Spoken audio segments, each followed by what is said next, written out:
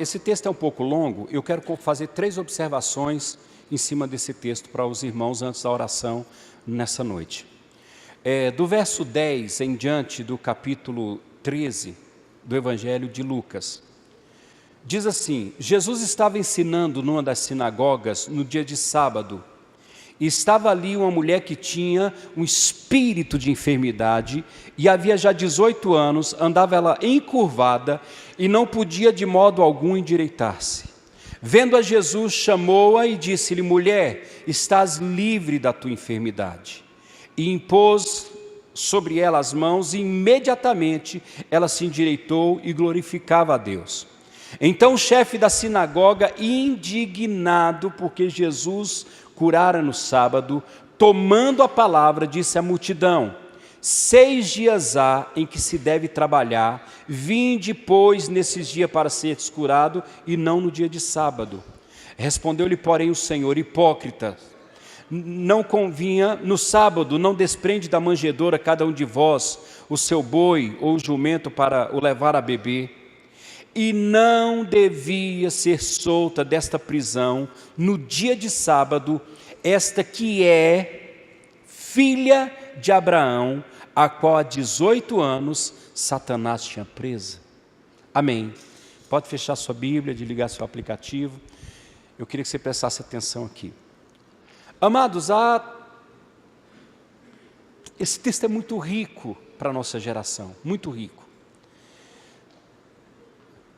A primeira observação que eu quero fazer nesse texto, nessa noite, é a necessidade de se ter o mínimo de sensibilidade espiritual para entendermos se a nossa luta, ou se nós estamos atravessando agora, é algo normal ou é algo espiritual. Jesus entra na sinagoga e quando ele olha nessa mulher, ele vê que a doença dessa mulher tinha uma origem. Essa doença era causada por um espírito de enfermidade. Isso muda a história dessa mulher. Quando eu sei contra quem eu estou lutando, irmãos, eu vou usar as armas corretas.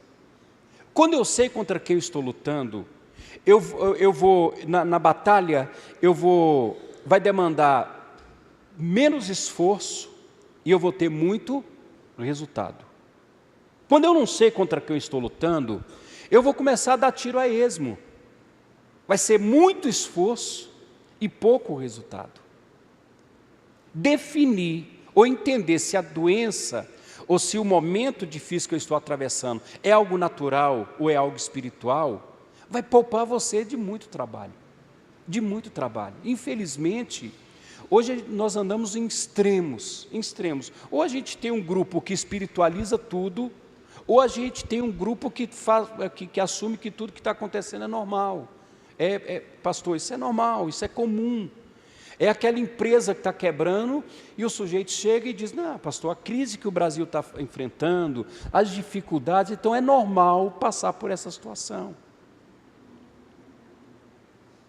Tem pessoas que chegam para mim e dizem: pastor, eu preciso que o senhor vá lá na minha casa orar pela minha esposa, que minha esposa está endemoniada, pastor.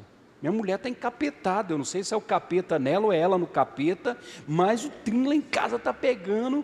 E como pastor, irmãos, quando a gente entra naquela história para poder entender um pouco, para poder até ministrar a libertação, você nota que o problema que aquele casal está enfrentando não é espiritual, é falta de diálogo, é falta de romance, é falta de vida com Deus, vida de oração. É só uns pequenos ajustes para que tudo mude naquele casamento. Perdeu o romance. O que foi feito dos presentes? Das flores, do chocolate, das noites românticas. Acabou. E você esperar que sua esposa te ame grosso do jeito que você está sendo,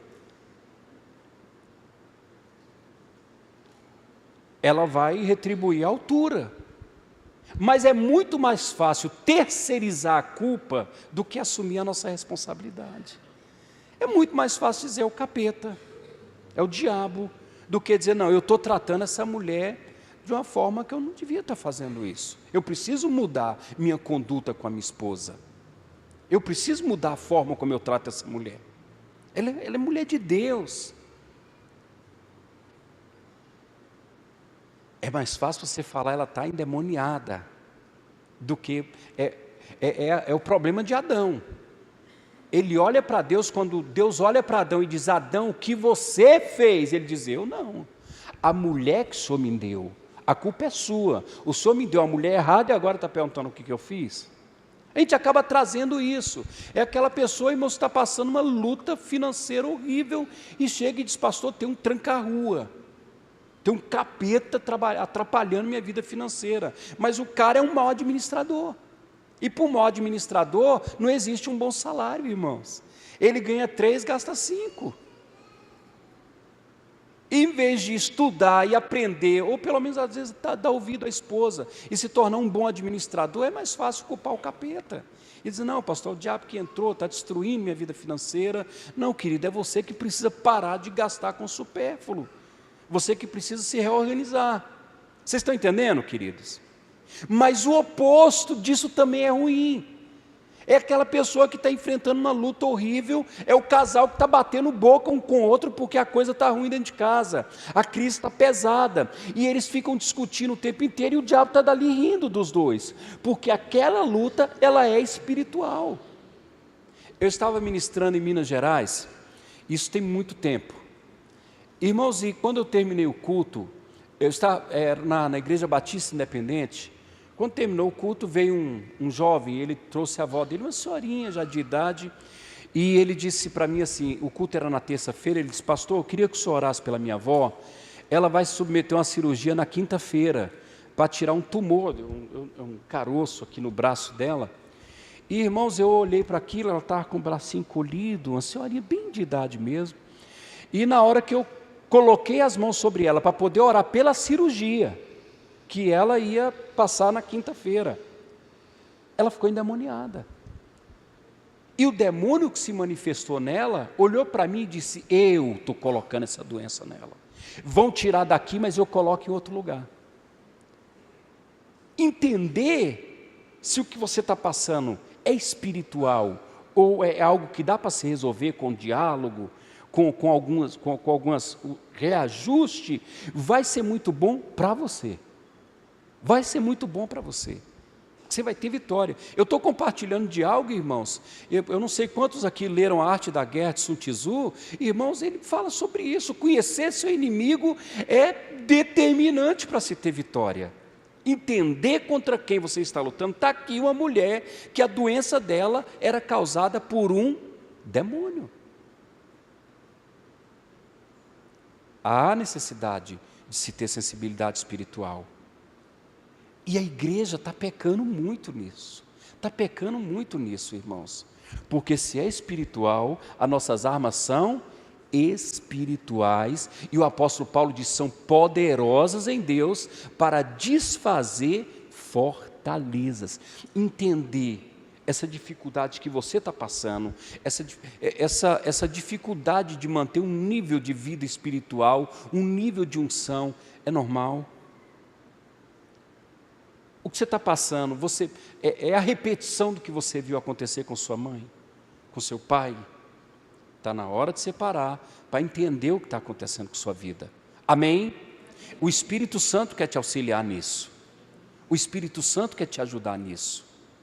Segunda observação: quando o líder da sinagoga vê aquela mulher curada, e provavelmente um tumulto aconteceu, irmãos, ele para e ele começa a repreender o povo. Se eu quero ser tocado pelo milagre, eu preciso deixar Deus ser Deus. Quando as minhas experiências e aquilo que eu julgo razoável serve para colocar Deus dentro de uma cela, eu preciso abrir mão do razoável e viver o sobrenatural.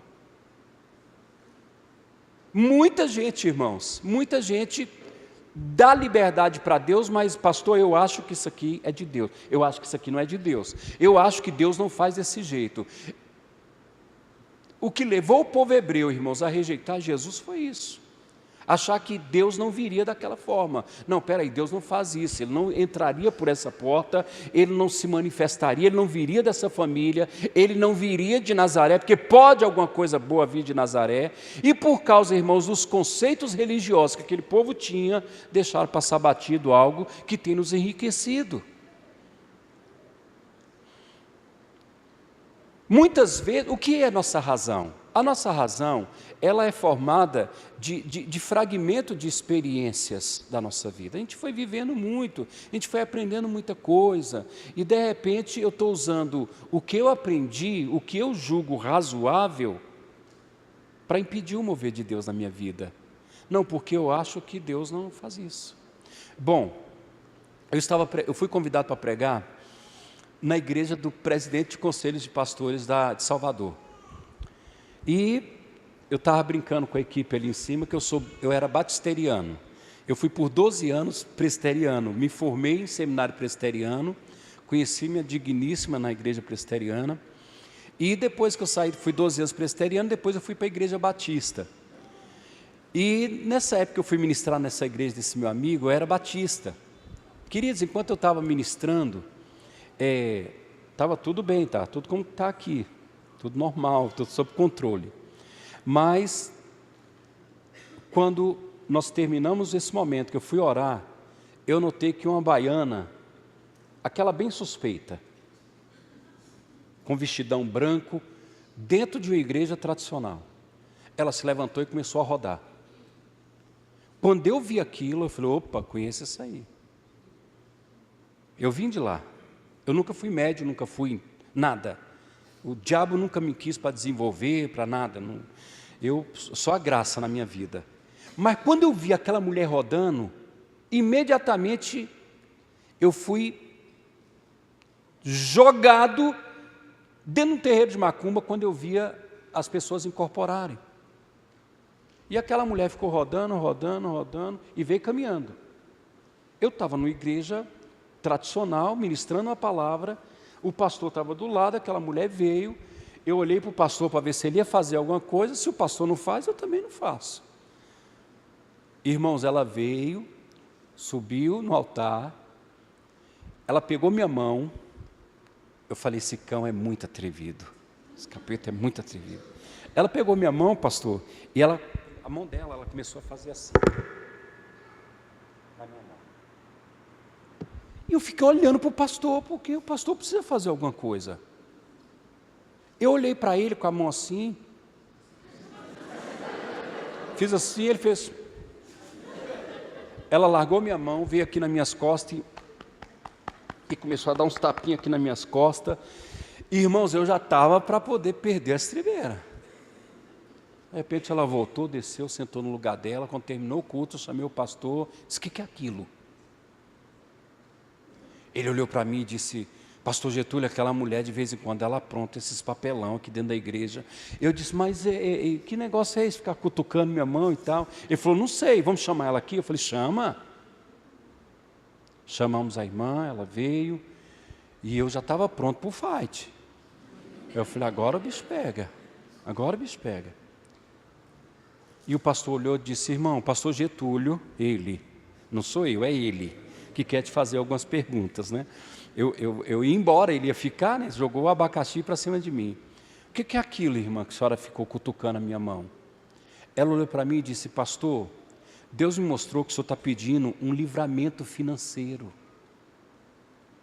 E eu vi muita semente na sua mão.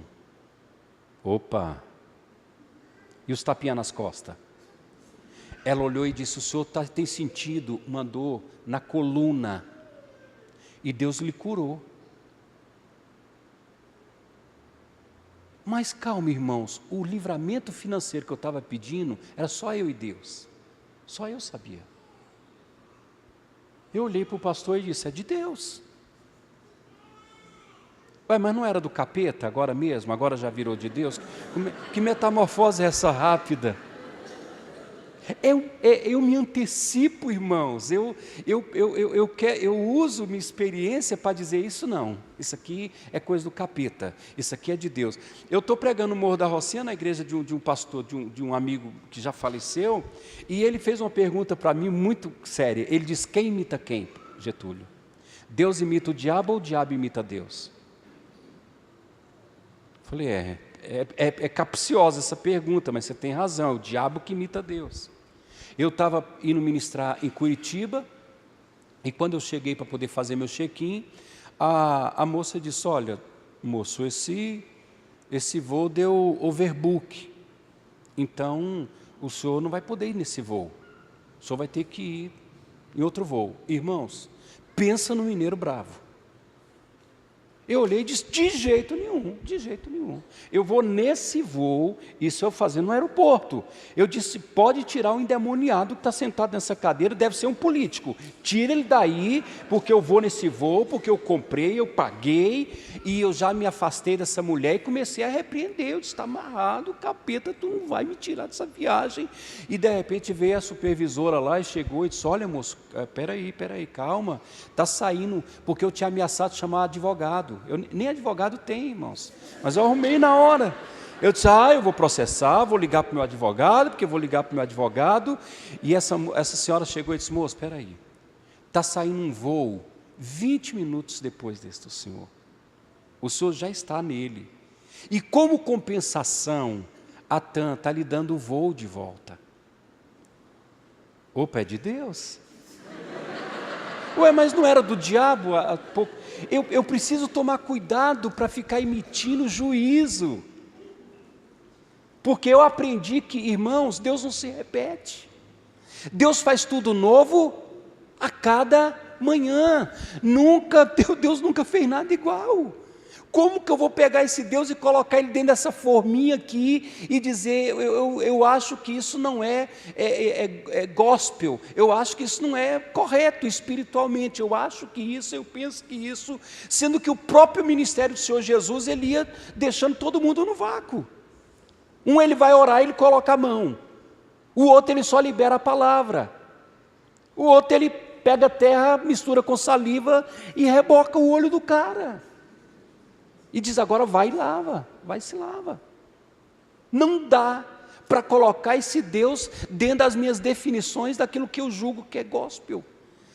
Eu preciso estar, se eu quero viver o mover de Deus, eu preciso estar aberto para que Deus seja Deus. Amém? Amém? Deixa Deus fazer o que quer, na hora que quer e do jeito que quer. Quem é Senhor e quem é o servo aqui? É Ele que é o Senhor. Mas pastor, não estou entendendo o que está acontecendo. Irmão, tem coisa que não dá para entender. É você simplesmente acreditar que Deus está no controle, acabou. Mas eu não estou vendo Ele no controle. Nós não andamos pelo que vemos. Nós andamos por fé. Eu sei, queridos, que para muitos racionalistas gospel que estão me ouvindo aqui, isso é um pastor, isso é muito perigoso o que o senhor está falando. O senhor está pedindo para a gente abrir mão daquilo que nós julgamos razoável e ficar a esmo. Irmãos, quem confia em Deus nunca está a esmo. Nunca. Nós não somos um barquinho agitados por toda sorte de vento. Nós temos um Senhor. Nós temos um Deus que de fato Ele é Deus. O meu problema não é às vezes o zelo pelo razoável. O meu problema é às vezes ele mexer com o meu conforto. Então eu prefiro andar na minha razão, que eu já sei o que vai acontecer, do que me lançar nessa loucura que é deixar Deus ser Deus. Mas muitas vezes, irmãos, querendo andar na razão, nós perdemos muitas bênçãos, muitas vitórias, muitas vitórias. Vocês estão me entendendo? Amém? Amém? E por último, o que Jesus fala no final desse texto, irmãos, é muito forte. Ele diz: e não convinha soltar desta prisão esta filha de Abraão. Ele diz: essa que é filha de Abraão. Mas ao mesmo tempo que ele diz que ela é filha de Abraão, Ele diz: a qual Satanás mantém presa há 18 anos. Jesus está dizendo uma coisa aqui, eu não vou entrar nisso agora, outro dia a gente ministra sobre isso. Ele está dizendo que o estado dessa mulher não interfere na identidade dessa mulher. Ele diz: ela está endemoniada, ou ela o teu texto diz escrava de Satanás. Ela está endemoniada, mas isso não interfere na identidade dela, ela continua sendo filha de Abraão.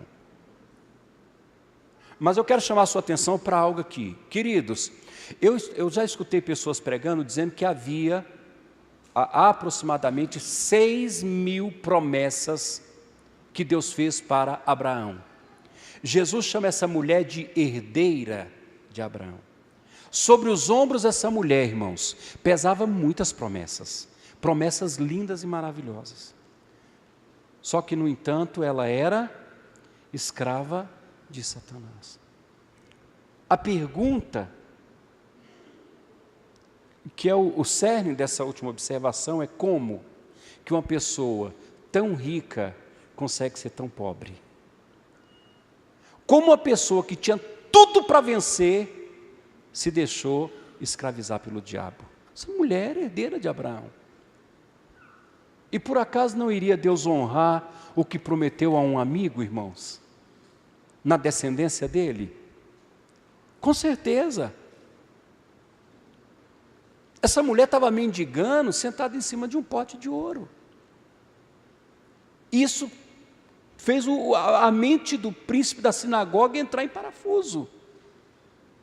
É a mesma pergunta que nós fazemos hoje: como que um crente que canta canções tão lindas e profundas como nós cantamos hoje, canções que expressam intimidade profunda. Irmãos, nossos púlpitos, hoje nós temos pregadores de uma excelência maravilhosa. Como que uma pessoa que tem a Bíblia, que anda com a Bíblia debaixo do braço, deixa o diabo fazer com ela o que ele está fazendo?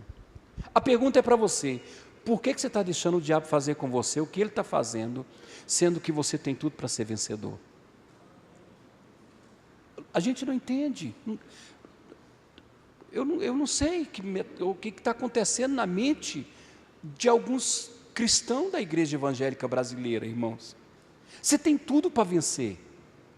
Você tem um Deus vivo. Você tem um Deus que anda com você, Ele caminha com a gente, é algo tremendo, não existe outro igual a Ele. É um Deus fiel à palavra dEle, é um Deus que te ama com um amor profundo, não existe amor igual ao dEle. O que o diabo conseguiu fazer na sua cabeça para fazer com que você aceitasse o que o diabo está fazendo? O que está acontecendo, irmãos? Nós ouvimos palavras de revelação, coisas. Você põe o Luciano para pregar, irmãos, aquele cara pega o complicado e ele simplifica e traz para a gente sem banalizar o assunto. E como o pastor Luciano, nós temos muitos pregadores de uma profundidade, de uma unção maravilhosa. Não é por falta de boas ministrações, não é por falta da ausência de Bíblia.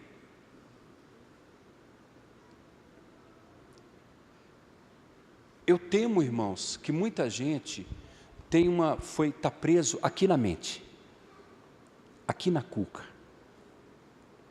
Pessoas que não se atrevem a se levantar para orar e reivindicar uma vitória, ou para impor uma vitória, porque acha que pecou. Tem o tal do estou pagando preço. Não, pastor, estou sofrendo isso porque o apóstolo Paulo diz que aquilo que o homem semeia, isso também ele vai colher. Essa pessoa vem aqui para a igreja e ela recebe uma ministração e ela ouve uma palavra de vitória, de bênção, e ela sai daqui pipocando, pilhada na oração, e quando ela vai para casa, que ela dobra o joelho para poder reivindicar a bênção dentro da casa dela, o diabo chega e diz: você não, você está sofrendo porque merece.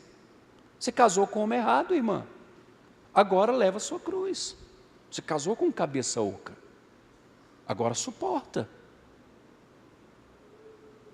Essa é a sua sina, o diabo diz.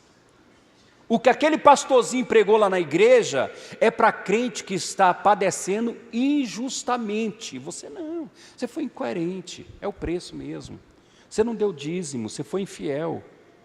Então agora vai pagar o preço, você vai ter que ver o diabo levar tudo que você tem.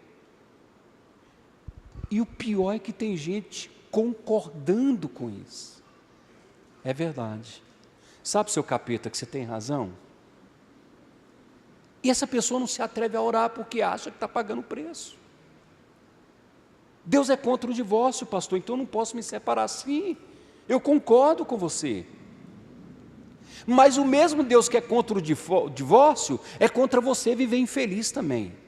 O repúdio que Deus tem pelo divórcio, Ele tem pela sua infelicidade também.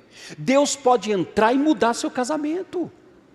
Deus pode colocar juiz na cabeça desse homem, só creia. Deus pode colocar juiz na cabeça dessa mulher, só creia. Você precisa crer e se levantar.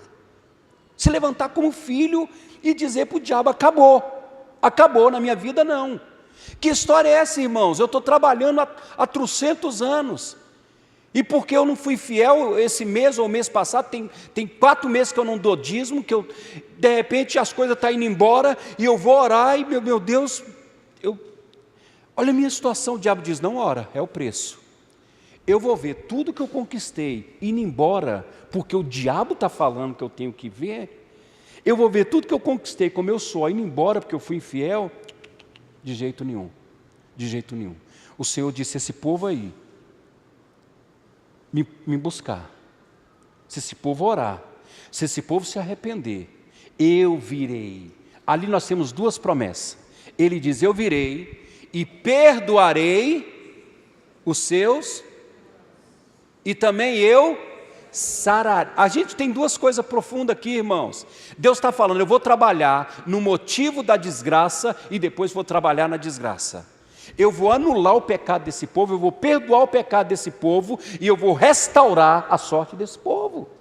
Pecou? Pequei. E agora, o que você vai fazer? Vai ficar vendo tudo que você mais ama indo por água abaixo? Em nome de que você está vivendo isso? Tudo que você conquistou, você vai ver indo embora. Por causa de pecado? Não, você adulterou, você não tem direito de orar por um casamento sadio. Agora sofra as consequências. Querido, procura Deus, confessa o teu pecado e deixa Deus fazer, deixa Deus ser Deus na sua vida. Deixa Deus restaurar. Irmãos, Deus não terceiriza a disciplina. Esse papo de dizer que o diabo é o braço vingativo de Deus, isso é religiosidade, irmãos. Você pecou, você vai acertar com Deus que morreu na cruz por você. Você não tem satisfação para dar para demônios. Não está acontecendo isso porque eu fiz isso. Irmãos, é Deus que disciplina você e não o diabo. Amém? Quem está me entendendo diz amém? Pega aqui, queridos, eu tenho 3 filhos. Meu filho foi ali na janela do vizinho e jogou uma pedra lá, despedaçou a janela do meu vizinho. O que eu faço? Eu vou pegar meu filho, vou trazer ele para dentro de casa, eu vou lá no vizinho, eu vou arrumar o vidro dele, vou limpar o chãozinho dele, vou chamar um vidraceiro, vou pôr um vidro lá, vou limpar, vou pedir desculpa para o meu vizinho e depois eu volto para tratar com meu filho. Mas a mentalidade de muitos é eu pegando meu filho e entregando para o vizinho e dizer, pode bater. Bate nele, ele fez coisa errada. Tem muita gente achando que está sofrendo porque merece. Porque fez alguma coisa errada, agora você é obrigado a ter esse espírito do inferno oprimindo você, oprimindo sua vida, acabando com o teu casamento, acabando com a tua família, acabando com a tua vida financeira, acabando com a tua saúde e você calado. Na maioria das vezes, irmãos, que eu ministro na vida de algumas pessoas, fazendo gabinete pastoral, são pessoas que não se sentem dignas do favor de Deus. Sabe o que é isso? Arrogância. Arrogância. Eu não mereço.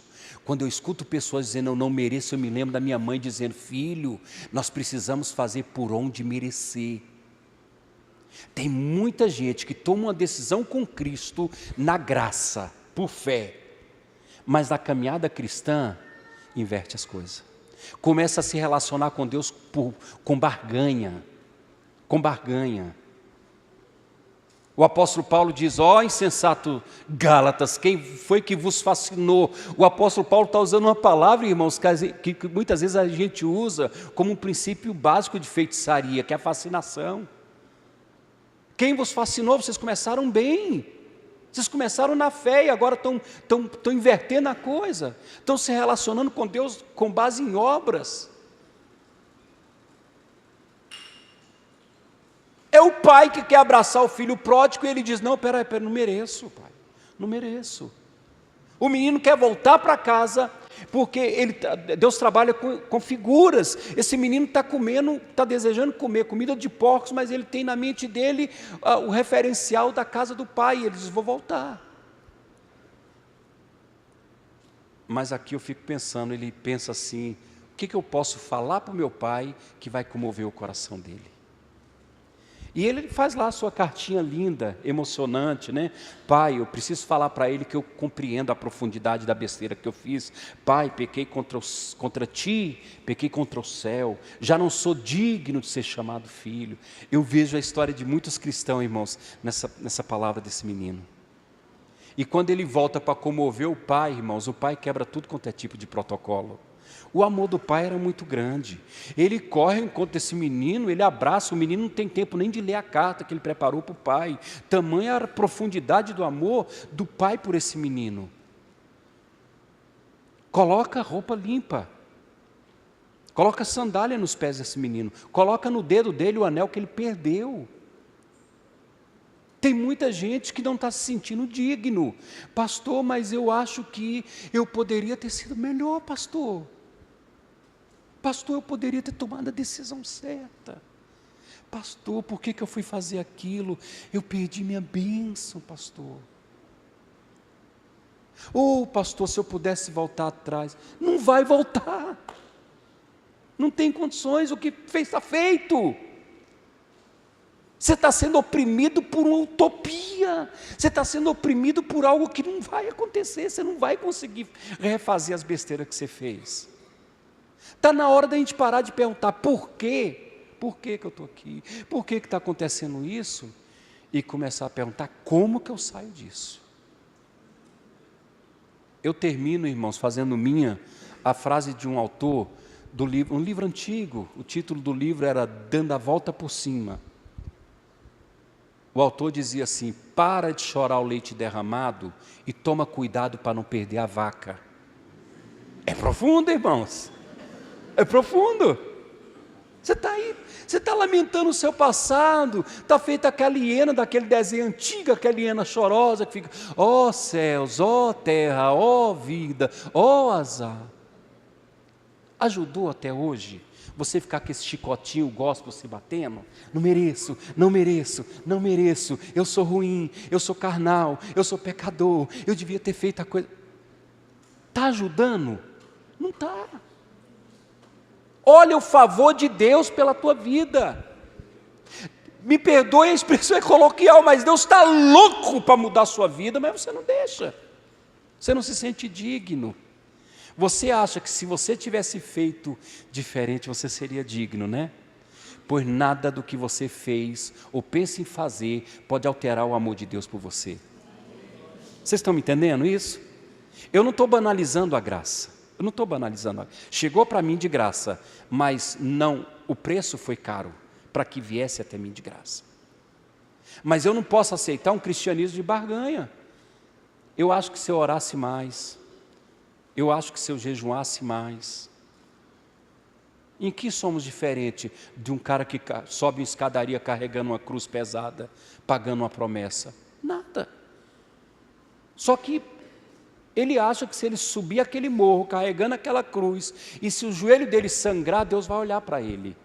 É um pensamento de monastério. É um pensamento de monastério. Porque Deus gosta de sofrimento. Deus gosta de sofrimento. Quanto mais você sofrer, mais Deus vai te amar. Jejum bom, eu estou falando de coisas, eu comecei a pastorear com 20 anos, eu estou com 52 anos, eu estou falando de coisas que eu ouço, irmãos.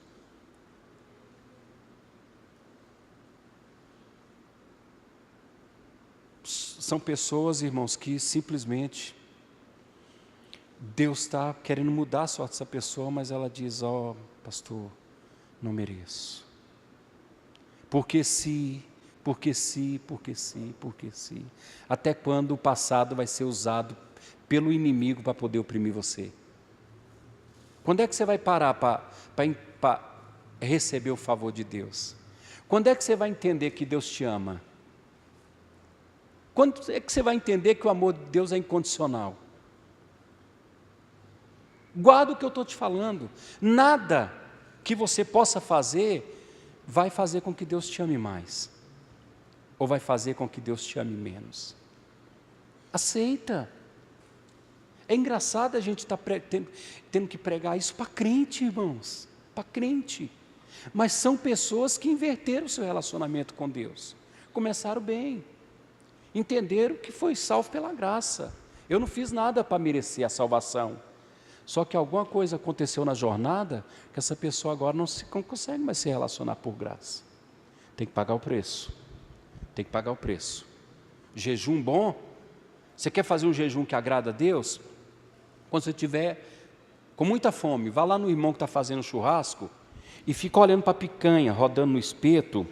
Quanto mais você salivar, mais dor de cabeça, mais o intestino, o estômago assim, remexer, mais Deus vai se agradar do teu jejum. Jejum bom, eu já ouvi isso, é aquele que dói a cabeça. Eu tenho medo desse legalismo. E infelizmente, irmãos, muitas pessoas, elas não estão vivendo uma vida de vitória, porque eu penso que. Quando é que Deus te chamou para pensar ou para achar alguma coisa? Quando Deus te alcançou, era porque você já era meio santo? Você já estava quase no caminho, né, querida? Não foi preciso todo o sacrifício da cruz. Infelizmente, irmãos, para muitos, o sacrifício da cruz foi ineficiente, porque essa pessoa sempre acredita que ela precisa fazer algo para completar o sacrifício da cruz, para atrair o favor de Deus. E isso não é assim, não é assim. Não me interessa, nem hoje, nem amanhã, o que você fez para chegar onde você está. Deus quer te tirar daí. Deus quer mudar a tua sorte.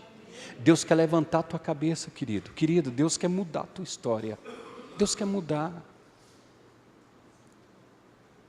Eu termino minha ministração da mesma forma como eu comecei. Deixa Deus ser Deus. Pô, você está na casa do Pai. Você foi alvo do amor de Deus. Vocês estão me entendendo? Quem está dormindo diz amém. Isso, irmão. Então imagina que o Getúlio está no seu sonho pregando. Pega pelo menos um pouquinho aí, só um pouquinho.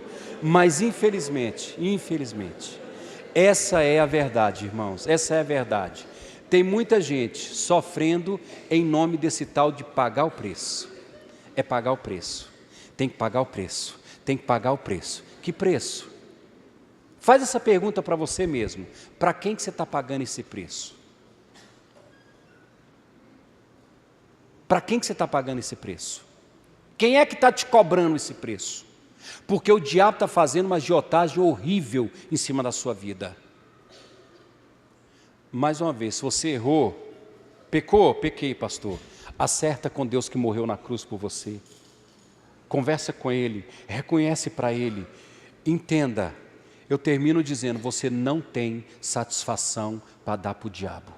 Não foi Ele que morreu na cruz por você, não foi Ele que te amou. Não, irmãos, se você machucou alguém, se você pecou contra alguém, foi aquele que te amou. É com Ele que você tem que resolver.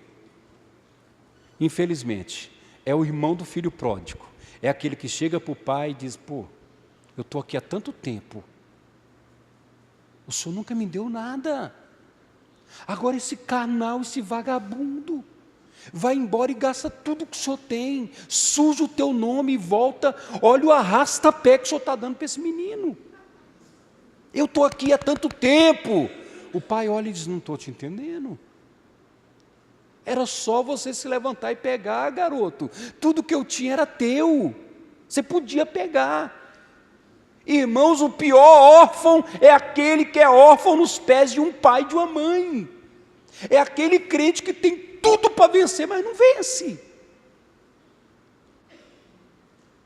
Você perdeu algumas coisas na sua jornada. E você precisa reconquistar isso. Quer viver vida de vitória? Você precisa voltar ao primeiro amor.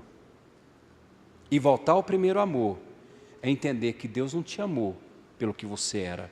Ele simplesmente te amou. Vamos ficar de pé, senão a gente fala muito sobre isso e a gente não ora.